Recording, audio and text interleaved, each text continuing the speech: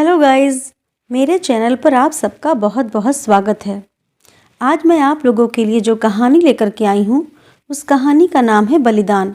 यह कहानी मुंशी प्रेमचंद जी द्वारा लिखी गई है। तो चलिए पहले थोड़ा सा प्रेमचंद जी के बारे में जान लेते हैं, उसके बाद कहानी शुरू करेंगे। मुंशी प्रेमचंद जी का जन्म लमही ग्राम वाराणसी के एक कृषक परिवार में सन 1880 में हुआ था। इनके पिताजी का नाम श्री अजायब राय था और माता जी का नाम श्रीमती आनंदी देवी। इनके बचपन का नाम धनपत राय था, किंतु ये उर्दू में नवाब राय के नाम से कहानियाँ लिखा करते थे। प्रेमचंद जी शुक्ल युग के लेखक रहे हैं। इन्होंने मर्यादा, माधुरी, हंस, जागरण आदि पत्र पत्रिकाओं का संपादन भी किया है। इन्हें उपन्यास सम्राट कहा जाता है। ये श्रेष्ठ कहानीकार भी रहे हैं। सन 1936 ईस्वी में इनका निधन हो गया। तो ये मुंशी प्रेमचंद जी के बारे में था। अब इनकी कहानी बलिदान प्रारंभ करते हैं। मनुष्य की आर्थिक अवस्था का सबसे ज़्यादा असर उसके नाम पर पड़ता है। मौजे बेला के ठाकुर जब से कांस्टेबल हो गए हैं, उनका नाम मंगल सिंह हो गया है। अब उन्हें कोई मंगरू कहने का साहस नहीं कर सकता। कल्लू वहीर ने जब से हल्के के थानेदार साहब से मित्रता कर ली है और गांव का मुखिया हो गया है, उसका नाम कालिकादीन हो गया है। अब उसे कोई कल्लू कहे तो आंखें लाल पीली करता है। इसी प्रकार हरकचंद्र कुर्मी अब हरखू हो गया है। आज से 20 साल पहले उसके यहाँ शक्कर बनती थी। कई हल्की खेती होती थी और कारोबार खूब फैला हुआ था, लेकिन विदेशी शक्कर की आमद ने उसे मटियामेट कर दिया। धीरे धीरे कारखाना टूट गया, ज़मीन टूट गई, गाहक टूट गए और वह भी टूट गया। 70 वर्ष का बूढ़ा जो एक तकिएदार माचे पर बैठा हुआ नारियल पिया करता था, अब सिर पर टोकरी लिए खाद फेंकने जाता है। परंतु उसके मुख पर भी एक प्रकार की गंभीरता, बातचीत में अब भी एक प्रकार की अकड़, चाल ढाल में अब भी एक प्रकार का स्वाभिमान भरा हुआ है। इन पर काल की गति का प्रभाव नहीं पड़ा। रस्सी जल गई पर बल नहीं टूटा। भले दिन मनुष्य के चरित्र पर सदैव के लिए अपना चिन्ह छोड़ जाते हैं। हरखू के पास अब केवल 5 बीघा जमीन है, केवल 2 बैल हैं, एक हल्की खेती होती है, लेकिन पंचायतों में आपस की कलह में उसकी सम्मति अब भी सम्मान की दृष्टि से देखी जाती है। वह जो बात कहता है बेलाग कहता है और गांव के अनपढ़े उसके सामने मुंह नहीं खोल सकते। हरखू ने अपने जीवन में कभी दवा नहीं खाई। वह बीमार जरूर पड़ता है। कुंवार मास में मलेरिया से कभी ना बचता था, लेकिन 10-5 दिन में वह बिना दवा खाए ही चंगा हो जाता था। इस वर्ष भी कार्तिक में बीमार पड़ा और यह समझकर कि अच्छा तो हो ही जाऊंगा, उसने कुछ भी परवाह ना की। परंतु अब की ज्वर मौत का परवाना लेकर चला था। 1 सप्ताह बीता, दूसरा सप्ताह बीता, पूरा महीना ही बीत गया, पर हरखू चारपाई से ना उठा। अब उसे दवा की ज़रूरत मालूम हुई। उसका लड़का गिरधारी कभी नीम की सीके पिलाता, कभी गुर्च का सत, कभी गदापूर्णा की जड़, पर इन औषधियों से कोई फ़ायदा ना होता था। हरखू को विश्वास हो गया कि अब संसार से चलने के दिन आ गए। एक दिन मंगल सिंह उसे देखने गए।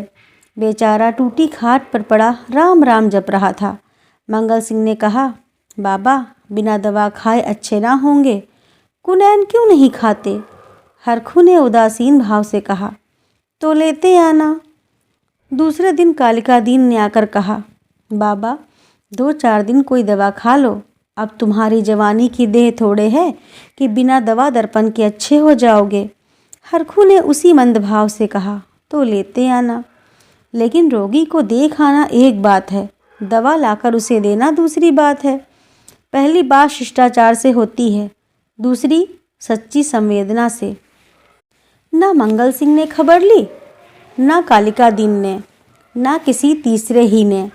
हरखू दालान में खाट पर पड़ा रहता। मंगल सिंह कभी नजर आ जाते तो कहता, भैया वह दवा नहीं लाए। मंगल सिंह कतराकर निकल जाते। कालिकादीन दिखाई देते तो उनसे भी यही प्रश्न करता, लेकिन वह भी नज़र बचा लेता। या तो उसे यह सूझता ही नहीं था कि दवा पैसों के बिना नहीं आती, या वह पैसों को जान से भी प्रिय समझता था, अथवा वह जीवन से निराश हो गया था। उसने कभी दवा के दाम की बात नहीं की।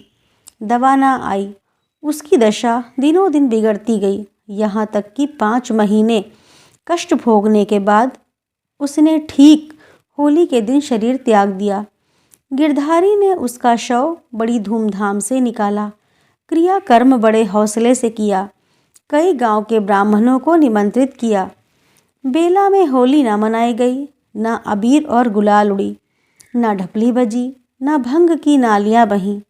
कुछ लोग मन में हरखू को कोसते ज़रूर थे कि बुढ़े को आज ही मरना था, 2-4 दिन बाद मरता। लेकिन इतना निर्लज्ज कोई ना था कि शोक में आनंद मनाता। वह शहर नहीं था जहाँ कोई किसी के काम में शरीक नहीं होता, जहाँ पड़ोसी के रोने पीटने की आवाज़ हमारे कानों तक नहीं पहुँचती। हरखू के खेत गांव वालों की नज़र पर चढ़े हुए थे। 5 बीघा जमीन कुएं के निकट खाद पांच से लदी हुई मेड़ बांध से ठीक थी। उनमें 3-3 फसलें पैदा होती थीं। हरखू के मरते ही उन पर चारों ओर से धावे होने लगे। गिरधारी तो क्रियाकर्म में फंसा हुआ था। उधर गांव के मनचले किसान लाला ओंकारनाथ को चैन ना लेने देते थे। नजराने की बड़ी बड़ी रकमें पेश हो रही थीं। कोई साल भर का लगान पेशगी देने को तैयार था, कोई नजराने की दूनी रकम का दस्तावेज लिखने को तुला हुआ था। लेकिन ओंकारनाथ सबको टालते रहते थे। उनका विचार था कि गिरधारी का हक सबसे ज़्यादा है। वह अगर दूसरों से कम भी नजराना दे तो खेत उसी को देने चाहिए। अस्तु जब गिरधारी क्रियाकर्म से निवृत्त हो गया और चैत का महीना भी समाप्त होने आया, तब जमींदार साहब ने गिरधारी को बुलाया और उससे पूछा, खेतों के बारे में क्या कहते हो? गिरधारी ने रोकर कहा, उन्हीं खेतों ही का तो आसरा है, जोतूंगा नहीं तो क्या करूँगा? ओंकारनाथ, नहीं, जरूर जोतो, खेत तुम्हारे हैं, मैं तुमसे छोड़ने को नहीं कहता हूँ। हरखू ने उन्हें 20 साल तक जोता, उन पर तुम्हारा हक है। लेकिन तुम देखते हो अब ज़मीन की दर कितनी बढ़ गई है। तुम 8 रुपये बीघे पर जोतते थे, मुझे 10 रुपये मिल रहे हैं, और नजराने के रुपए 100 अलग। तुम्हारे साथ रियायत करके लगान वहीं रखता हूँ, पर नजराने के रुपए तुम्हें देने पड़ेंगे।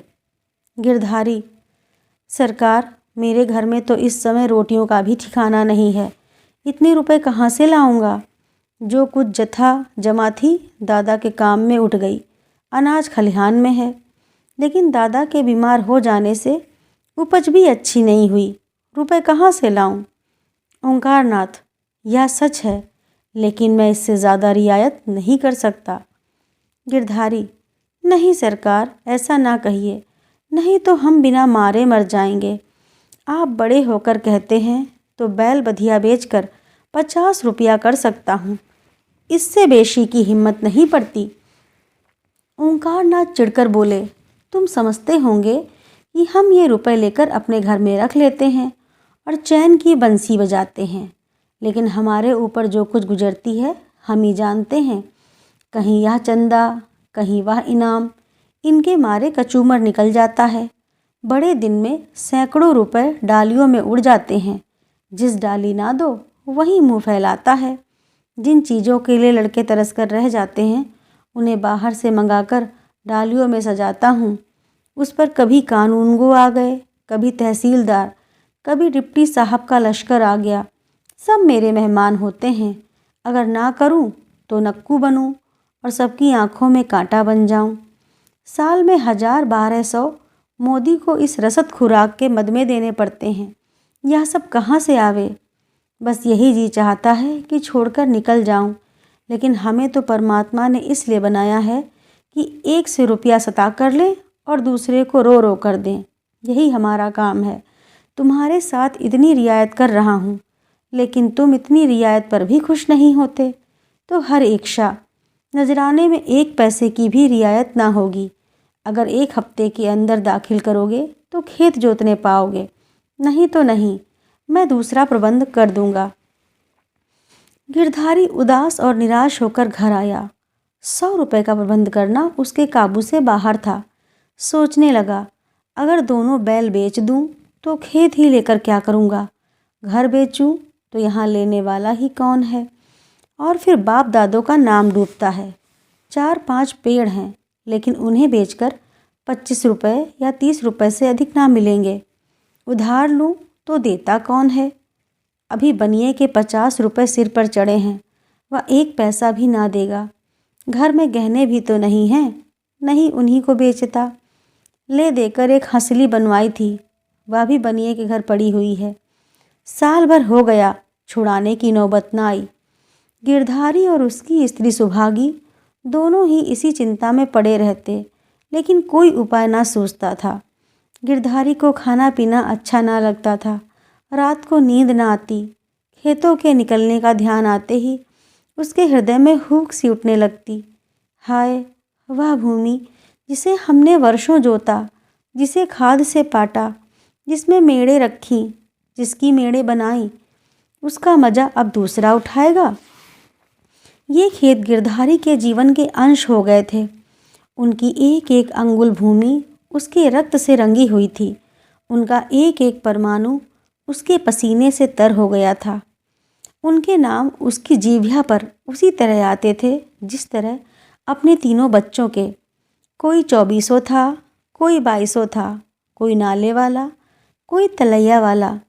इन नामों के स्मरण होते ही खेतों का चित्र उसकी आंखों के सामने खिंच जाता था। वह इन खेतों की चर्चा इस तरह करता मानो वे सजीव हैं, मानो उसके भले बुरे के साथी हैं। उसके जीवन की सारी आशाएं, सारी इच्छाएं, सारे मंसूबे, सारी मन की मिठाइयाँ, सारे हवाई किले इन्हीं खेतों पर अवलंबित थे। इसके बिना वह जीवन की कल्पना ही नहीं कर सकता था, और वे ही अब हाथ से निकल जाते हैं। वह घबराकर घर से निकल जाता और घंटों उन्हीं खेतों की मेड़ों पर बैठा हुआ रोता, मानो उनसे विदा हो रहा हो। इस तरह 1 सप्ताह बीत गया और गिरधारी रुपए का कोई बंदोबस्त ना कर सका। 8वें दिन उसे मालूम हुआ कि कालिका दीन ने 100 रुपये नजराने देकर 10 रुपये बीघे पर खेत ले लिए। गिरधारी ने एक ठंडी सांस ली। एक क्षण बाद वह दादा का नाम लेकर बिलख बिलख कर रोने लगा। उस दिन घर में चूल्हा नहीं जला। ऐसा मालूम होता था मानो हरखू आज ही मरा हो। लेकिन सुभागी यूँ चुपचाप बैठने वाली स्त्री ना थी। वह क्रोध से भरी हुई कालिका दीन के घर गई और उसकी स्त्री को खूब लथेड़ा। कल का बानी आज का सेठ, खेत जोतने चले हैं, देखें कौन मेरे खेत में हल ले जाता है। अपना और उसका लोहू एक कर दूं। पड़ोसियों ने उसका पक्ष लिया। सब तो हैं, आपस में यह चढ़ा उतरी नहीं करनी चाहिए। नारायण ने धन दिया तो क्या गरीबों को कुचलते फिरेंगे।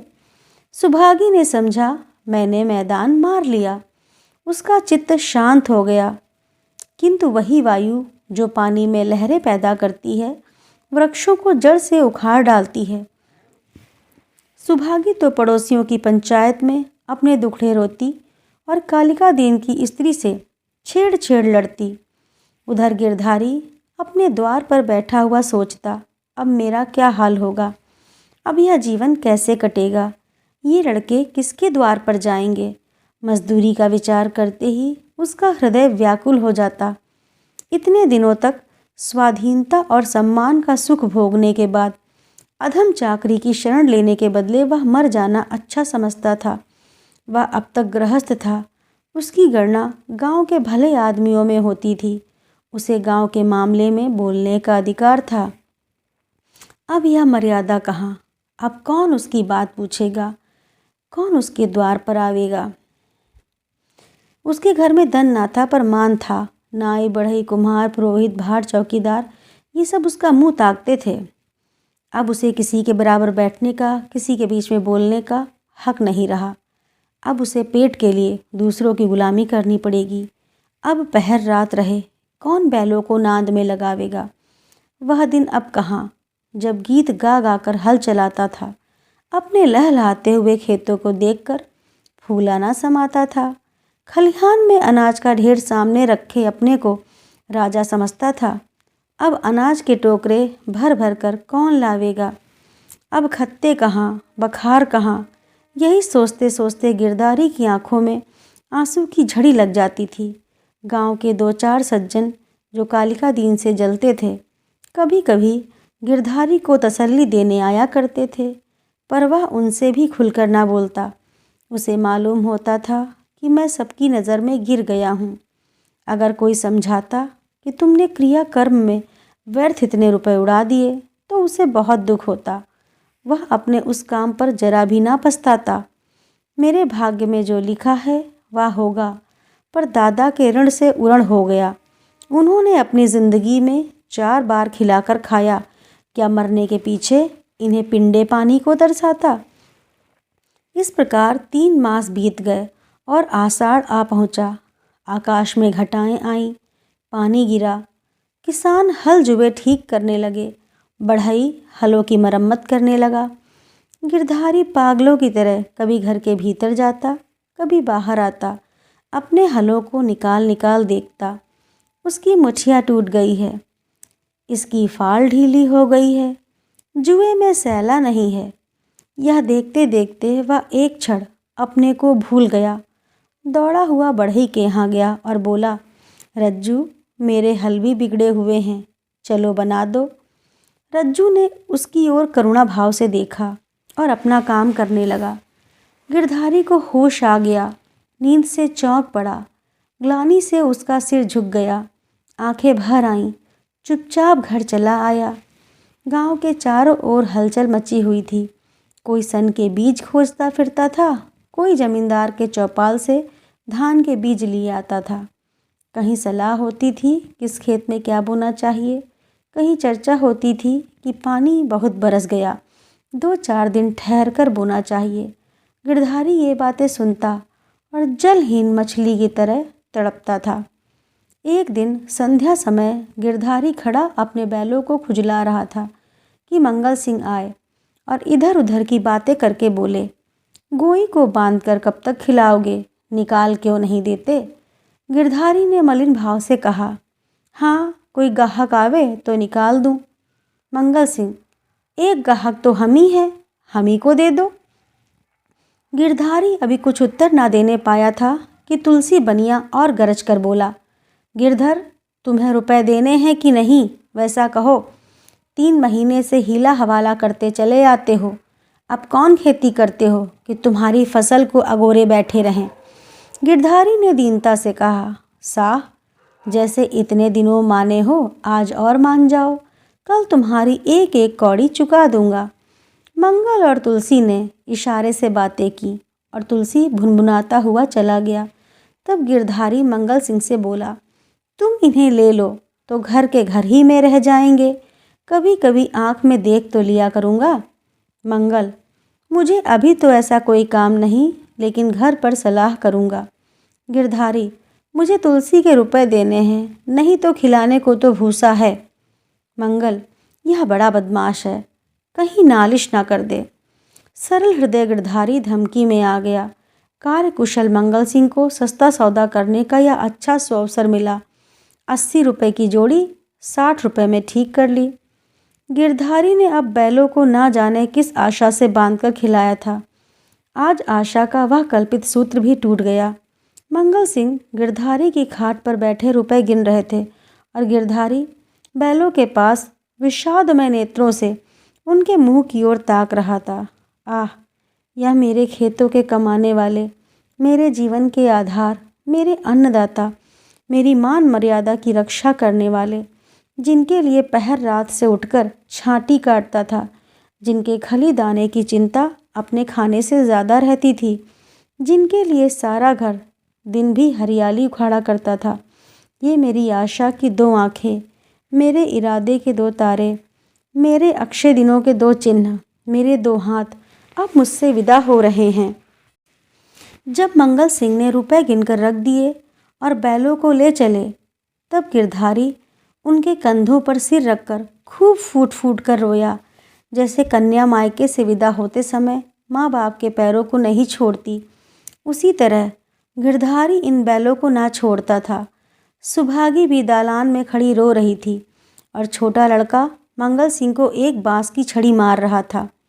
रात को गिरधारी ने कुछ नहीं खाया, चारपाई पर पड़ा रहा। प्रातःकाल सुभागी चिलम भरकर ले गई तो वह चारपाई पर ना था। उसने समझा कहीं गए होंगे, लेकिन जब 2-3 घड़ी दिन चढ़ाया और वह ना लौटा तो उसने रोना धोना शुरू किया। गांव के लोग जमा हो गए, चारों ओर खोज होने लगी, पर गिरधारी का पता ना चला। संध्या हो गई, अंधेरा छा रहा था। सुभागी ने दिया जलाकर गिरधारी के सिरहाने रख दिया और बैठी द्वार की ओर ताक रही थी कि सहसा उसे पैरों की आहट मालूम हुई। सुभागी का हृदय धड़क उठा। वह दौड़कर बाहर आई और इधर उधर ताकने लगी। उसने देखा कि गिरधारी बैलों की नांद के पास सिर झुकाए खड़ा है। सुभागी बोल उठी, घर जाओ, वहाँ खड़े क्या कर रहे हो? आज सारा दिन कहाँ रहे? यह कहते हुए वह गिरधारी की ओर चली। गिरधारी ने कुछ उत्तर ना दिया। वह पीछे हटने लगा और थोड़ी दूर जाकर गायब हो गया। सुभागी चिल्लाई और मूर्छित होकर गिर पड़ी। दूसरे दिन कालिका दिन हल लेकर खेत पर पहुँचे। अभी कुछ अंधेरा था। बैलों को हल में लगा रहे थे। यकायक उन्होंने देखा कि गिरधारी खेत की मेड़ पर खड़ा है। वही मिर्जई, वही पगड़ी, वही सोटा। कालिका दीन ने कहा, अरे गिरधारी, मर्दे आदमी, तुम यहाँ खड़े हो? और बेचारी सुभागी हैरान हो रही है, कहाँ से आ रहे हो? यह कहते हुए बैलों को छोड़कर गिरधारी की ओर चले। गिरधारी पीछे हटने लगा और पीछे वाले कुएं में कूद पड़ा। कालिका दीन ने चीख मारी और हल बैल वहीं छोड़कर भागा। सारे गांव में शोर मच गया और लोग नाना प्रकार की कल्पनाएं करने लगे। कालिका दीन को गिरधारी वाले खेतों में जाने की हिम्मत ना पड़ी। गिरधारी को गायब हुए 6 महीने बीत चुके हैं। उसका बड़ा लड़का अब एक ईंट के भट्टे पर काम करता है और 20 रुपये महीने घर आता है। अब वह कमीज और अंग्रेजी जूता पहनता है। घर में दोनों जून तरकारी पकती है और जौ के बदले गेहूं खाया जाता है। लेकिन गांव में उसका कुछ भी आदर नहीं। वह अब मजदूर है। सुभागी अब पराए गांव में आए हुए कुत्ते की भांति दुबकती फिरती है। वह अब पंचायत में नहीं बैठती। वह अब मजूर की माँ है। कालिका दीन ने गिरधारी के खेतों से इस्तीफा दे दिया है, क्योंकि गिरधारी अभी तक अपने खेतों के चारों तरफ मंडराया करता है।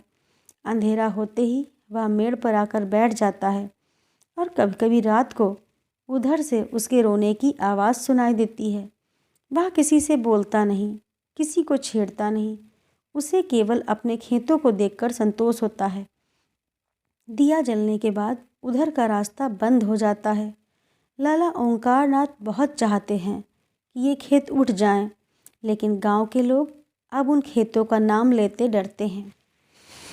तो दोस्तों, कैसी लगी आप लोगों को यह कहानी? कमेंट करके ज़रूर बताइएगा। अगर अच्छी लगी हो तो लाइक करिए, शेयर करिए और ऐसी ही और कहानियों के लिए मेरे चैनल को सब्सक्राइब करिए, ताकि जब भी नई कहानी डालूं सबसे पहले आपको नोटिफिकेशन मिल जाए। धन्यवाद।